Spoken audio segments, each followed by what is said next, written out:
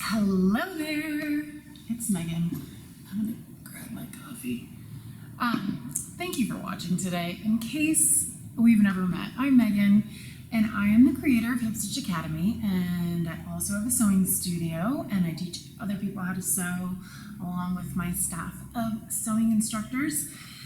And we do this in Hoboken, New Jersey. We teach adult classes, we teach kid classes, we teach anybody who wants to learn how to sew.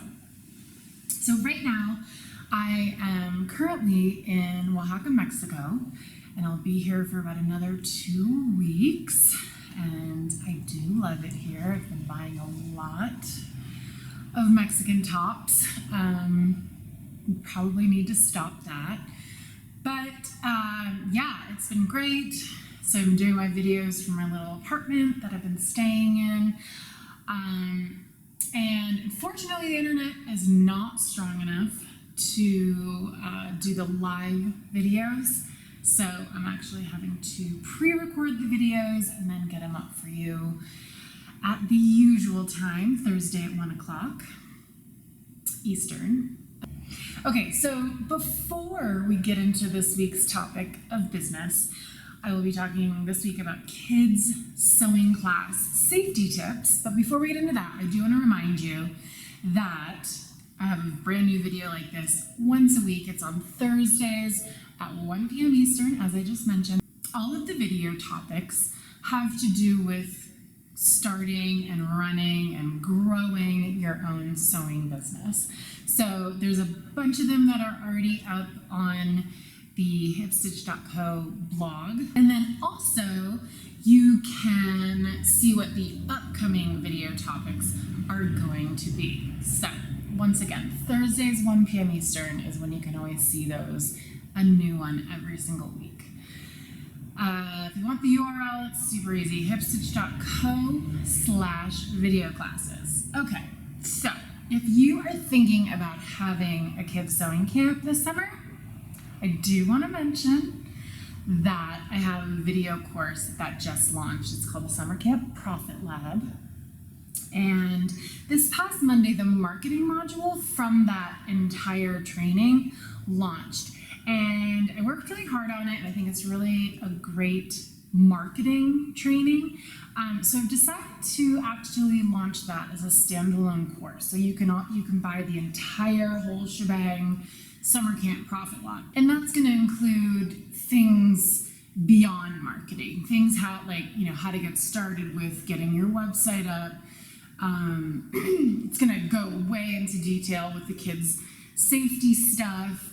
It's going to go into where to hold your camp and, just what a kids sewing camp class looks like if you've not done it before. But this marketing module is actually 7 different videos. Sorry, I think I have a frog in my throat today.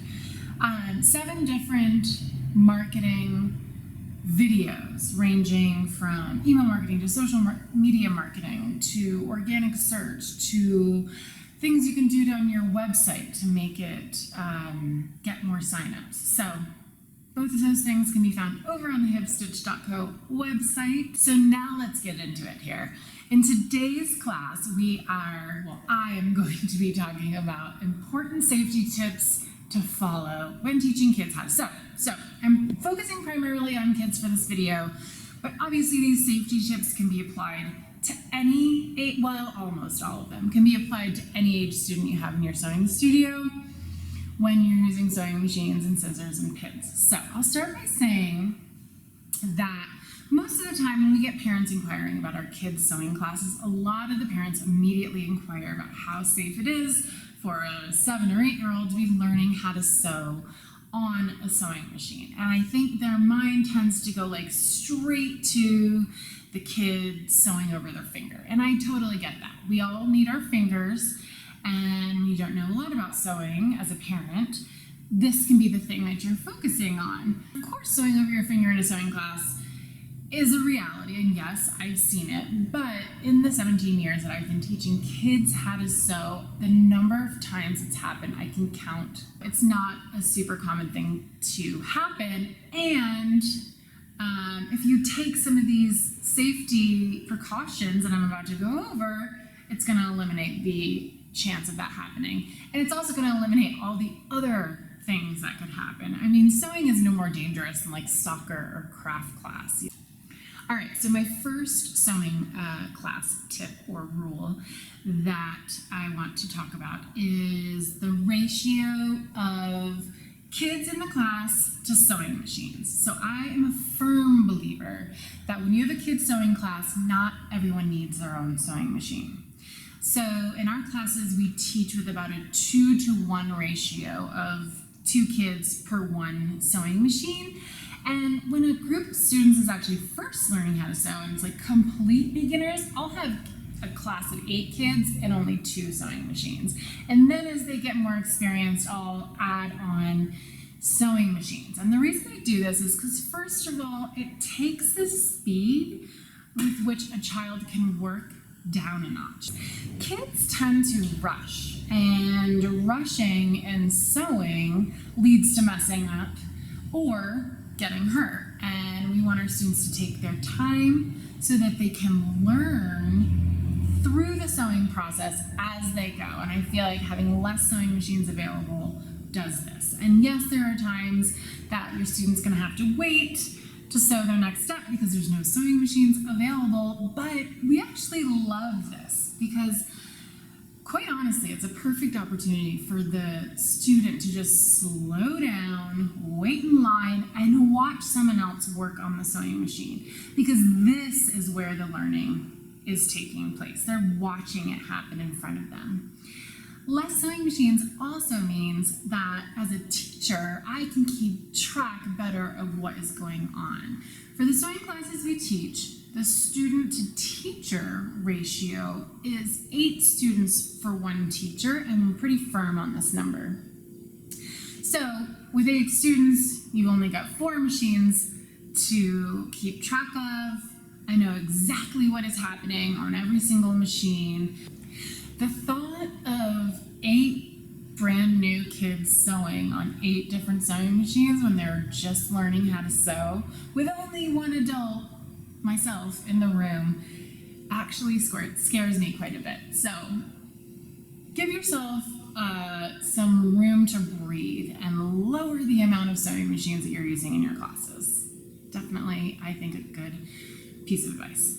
The next thing I'm going to talk about is speed control on a sewing machine. So in our kids classes, we only will teach on sewing machines where you're able to adjust the speed that you can sew on them. Our machines have 3 speeds: slow, 1 triangle, medium, 2 triangles, and 3, which is fast, and we call it teacher speed. So in our classes, everybody starts on slow, and then, depending on their ages and depending on their experience level, they can eventually move on to that medium speed.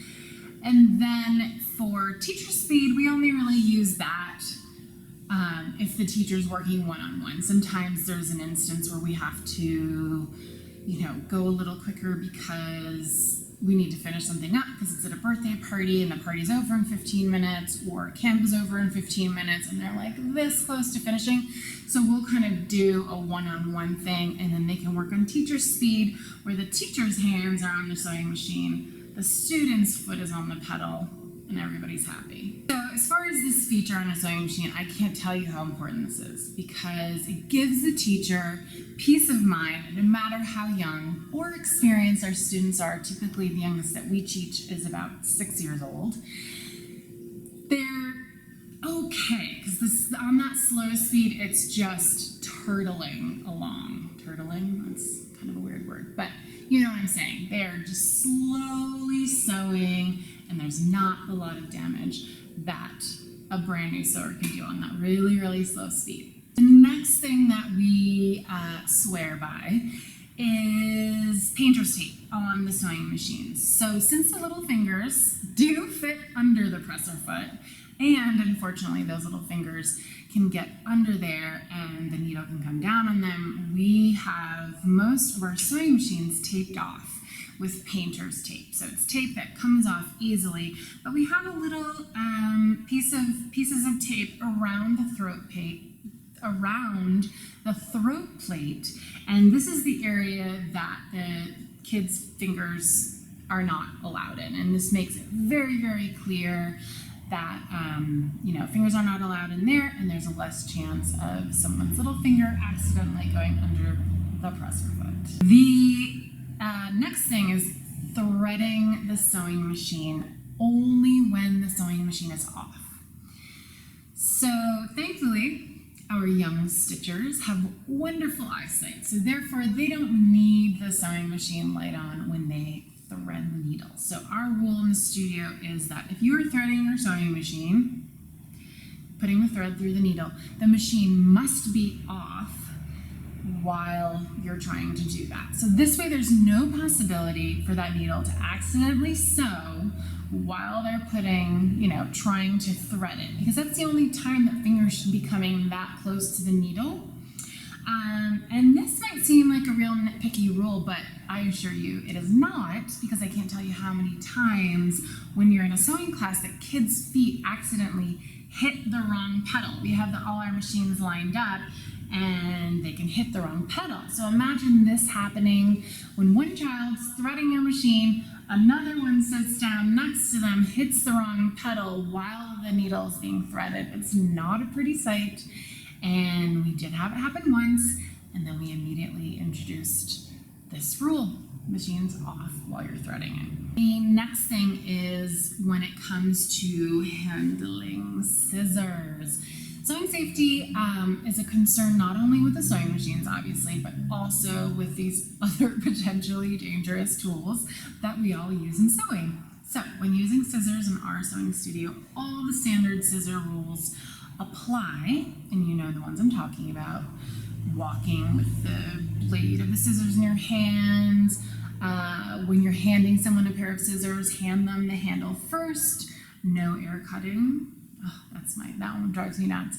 No cutting paper with fabric scissors, and all of the basics. But another rule that we have in our studios, because we have so many pairs of scissors and we have them kind of hanging up on the wall, they all have their respective sections. So we have, adult scissors, we have kid scissors, but that are slightly at a higher level, and then we have real little small handled, pretty dull scissors. So, as your scissor skills become better, you graduate to the level of scissor that you can use, because they can be pretty sharp, and if you don't know what you're doing, you could cut your fingers. So we kind of section off our scissors where we have them hanging. All right, the next tool that I want to talk about is the pins and the pin cushion. We have tons of pin cushions around our studio, as I'm sure you do too, and we have multiple freestanding ones. We have small pin cushions attached to every single machine in our studio. Basically, we feel like if the more pin cushions we have, the less random pins will be on the floor, on the table.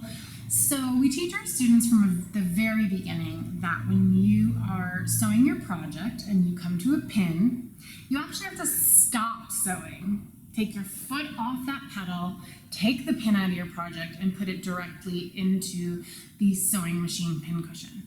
And this might also sound a little nitpicky, but it's less chance of stray fingers moving close to that needle while it's going up and down. I know a lot of experienced young sewers love, that they're just kind of sewing along and then they're taking pins out as they go. And, we do that as well. But our rule is you got to stop, take that pin out, and then you can keep going, because it just eliminates too many moving parts along with small fingers. And then as far as pin cushions go, we teach them from the beginning how to very gingerly handle a pin cushion when moving it from place to place. Rather than holding it underneath, it's grabbing it from the side. And then if you ever see a stray pin cushion on the floor, stop what you're doing and pick it up, because those if they're flipped over and someone mistakenly steps on one, obviously they have shoes on, but if you've like flip-flops on, it's camp or whatever, that can go, those pins, once you step on a pin cushion, those pins can go right through your shoe. That's about it for today. I think those are my top, it was like 5 or 6 safety rules. We go over these rules and more. We have a few more for our classes at the beginning of every single kids sewing class that we teach. And yes, kids that come back class after class complain about hearing it over and over, but that is our job. Our job is to keep kids safe. And when they are like rolling their eyes because they have to hear the safety over and over again, we kind of make it a game, and we make everybody who's been there before, they get to run the rule portion of the class. And you can see that the rules do sink in, and they're teaching other kids who are new how to be safe sewers. And we just love, love, love to hear that. So I will see you all again next Thursday for a brand new business class, just like this one. Next week, I'm going to be talking about hosting charity sewing classes in your studio and all that goes into that. It's going to be a really good one, so you don't want to miss it. Thursday, 1 p.m. Eastern, next Thursday. So until then, have an awesome week.